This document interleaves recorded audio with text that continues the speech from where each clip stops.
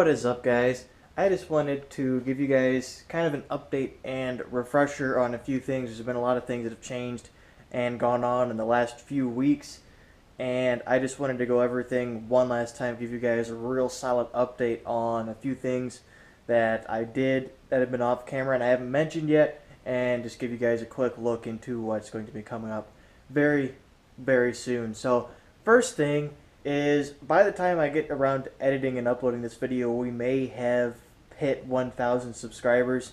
So if we are at that point by the time this gets up, huge thank you to you guys. And even if we aren't there, huge thank you to you guys just for even being that close. I think we're at 997, so we've literally just got 3 more to go. The subscriber count has been steadily climbing a lot faster than it was even a month ago, which was thanks to a couple of videos went kind of crazy views wise. Like one of my junkyard videos went nuts for some reason, and that one caused all the other junkyard videos I've done to go crazy. So I'm not really sure what it was. I think they were suggested from somebody else's videos, but either way it works for me. I don't mind. All the views and things that I can get, the better. So with that out of the way, to show you guys this real quick. I worked on this, didn't make any videos on it or anything because I've been on a time crunch this last week or so to get a lot of projects done, and this was kind of the last big project I had to do. But the Grand Am is put back together and ready to be driven. It's got the crash bar from the Eclipse buried down there. We've got a new header panel and headlights, of course. I fixed up all the wiring and sockets and stuff that were damaged from the accident. Got a bumper from a Grand Am GT. It's pretty beat up, but I paid $20 for it, and it's the same color as the car, so it works out pretty well. It's a GT bumper. Looks a little bit better. So, and then we got the hood straightened out the best I could. I cleaned up all of like the black scuffs that were on it and stuff. Like, it's still dented pretty bad. You can tell the car's been in some sort of front end incident, but you would never know that the car was obliterated as badly as it was looking at it, because it looks pretty straight. I got the fenders pulled out pretty good. This one over here was actually a little bit worse. It got buckled out this way a little bit, as you can tell by the gap. But overall, the car went back together pretty well. Stock hood latch is gone. It's just got hood pins on it now because I didn't trust that one anymore anyway. Lower core support's gone. You probably won't be able to see, but there's zip ties that hold the radiator up now. There's a total of 4 zip ties on it. But everything's rock solid. I drove it around a few times. The thing drives just the same as it did before. Everything works, including radiator fans. That was a big concern of mine. I went and polished these headlights up because they had all that haze on them when I first got them and stuff. And I took the car out, washed it, cleaned it, put a new rear view mirror on it.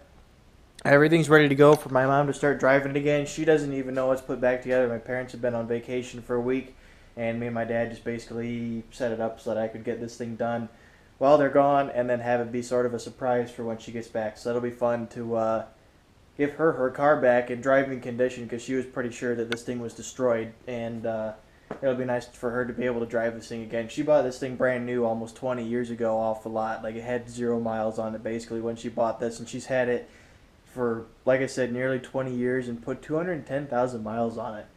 And we're not quite ready to give up on it yet. So, PT Cruiser, it's been doing pretty well. The Blue Devil stop leak seemed to work for the transmission. Of course, now it's leaking coolant out of that thermostat thing I showed you guys in the reveal video. So I'm probably just going to get a new gasket for that and fix that. Everything else is doing good. I drove it. I put like 150 miles on it a couple of days ago. Just drove it all day. It did good. I didn't have any issues with it. It drives just like it's supposed to. Had it on the highway doing 70, 75. Cruise is really nice. Cruise control works. Heat works. It's rock solid. I don't mind it. It drives pretty good. I've been very impressed with it so far.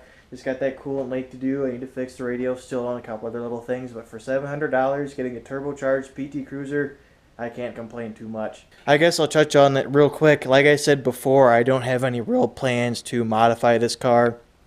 I do want to make a few tweaks to the intake that I put on it just to get it a little bit set up a little bit better and get the one PCV line reran to it because it's just venting into atmosphere at the moment.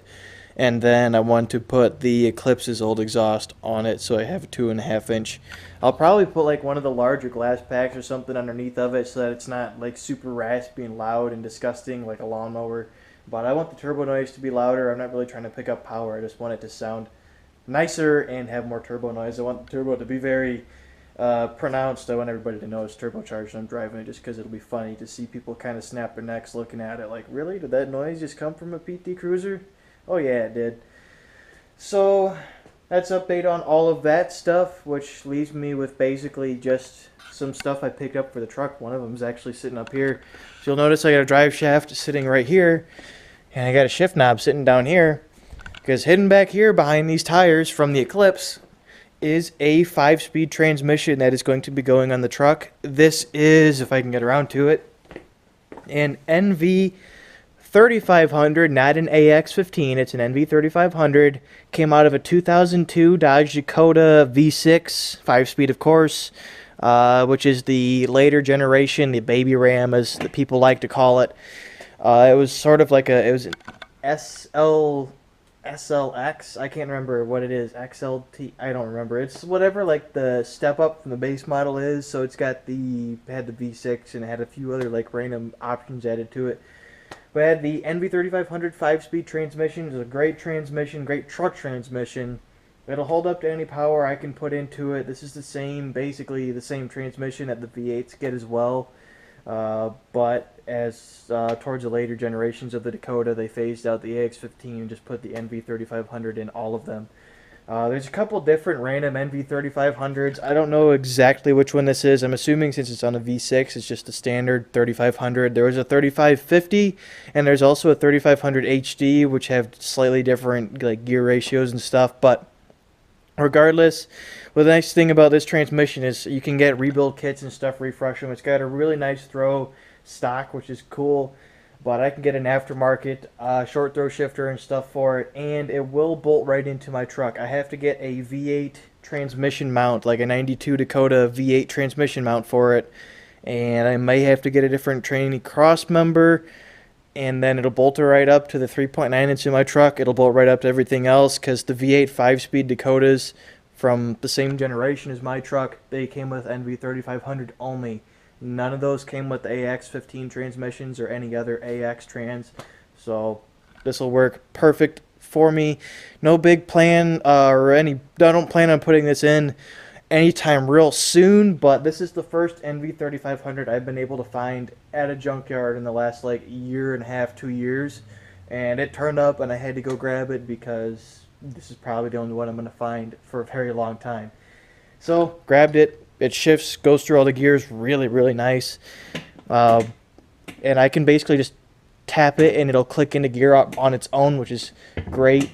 It's kind of hard when the thing's not in a truck to really row through all the gears, but it goes through them all really nice and clean.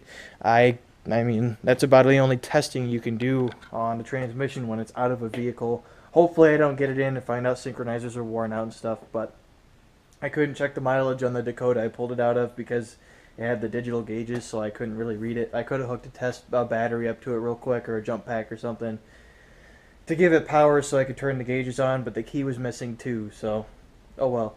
We'll throw it in and we'll see what it does.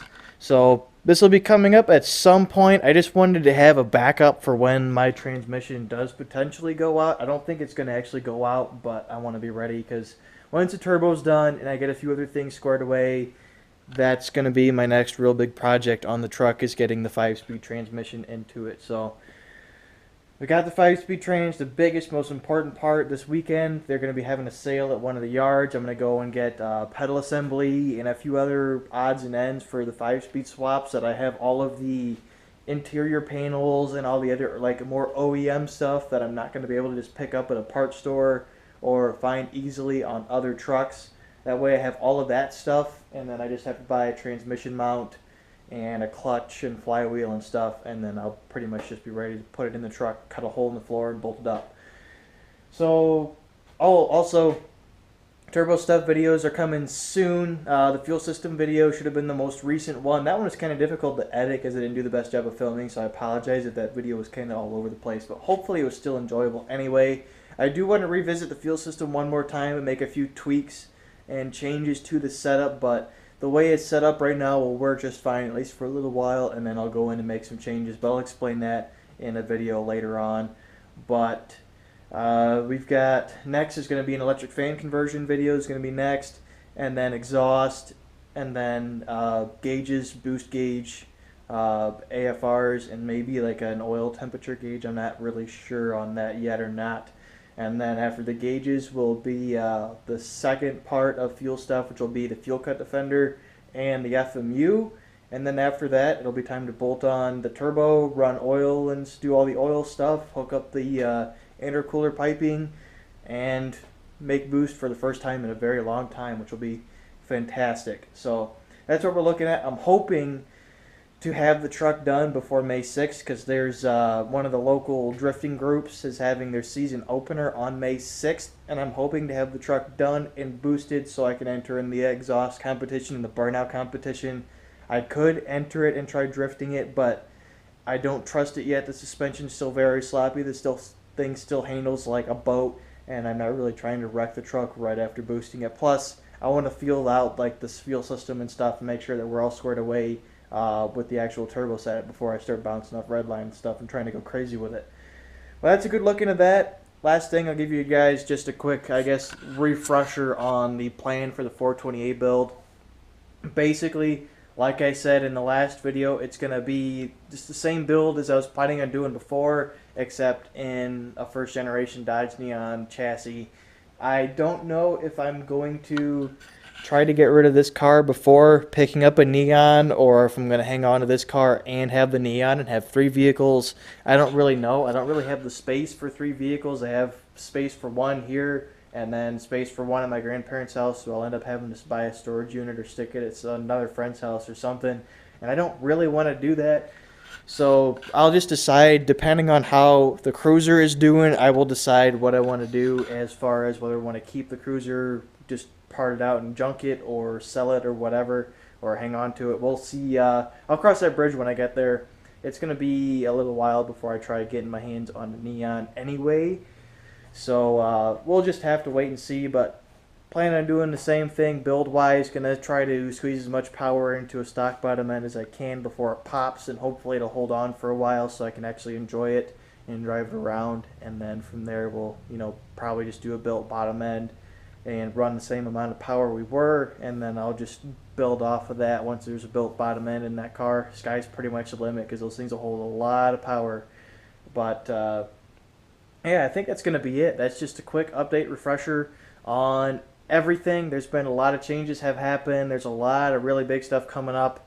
The new car. Just wanted to show you guys this because I know a couple of you guys were kind of interested in this. I apologize for not making a video, but I was on a time crunch. I've been on a time crunch this whole weekend to get the Eclipse done, get the Grand Am done, get that car squared away so I can drive it, all this stuff, and I've had like a week and a half to do all of that, plus just having to work all week. So I've been a little bit busy. I've still got some things I need to take care of, like there's a bunch of trash. This is all just trash I have to take and dump. I've got to get these wheels put away. I've got to get some of that stuff squared away. I got to stick that transmission in storage, that drive shaft put away. Got a little bit more work to do, but I'm pretty much almost caught up on everything, and we're about ready to get back to working on the Dakota. I'm super excited for that. I'm going to start ordering parts sometime this week for it. I think this weekend, next weekend, I'm going to go get a couple things scored away on this thing so that I can just start driving that a little bit more often and not have to worry about coolant leaks everywhere. But that's where I'm going to end the video. I want to thank you guys very much for watching. Hopefully you've enjoyed, and I will see you guys later.